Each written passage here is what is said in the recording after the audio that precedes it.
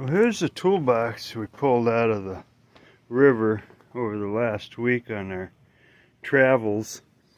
One half of the lid broke off, and then I retrieved it, but we got all kinds of stuff in here. Sand and mud, but that looks like a crimping tool. Pipe,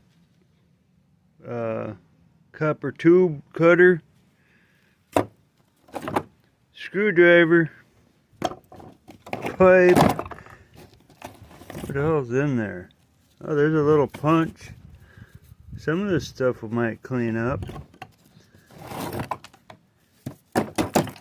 Whoa, look at there. It's already clean. A little chisel. It looks like that's probably another type of punch or chisel.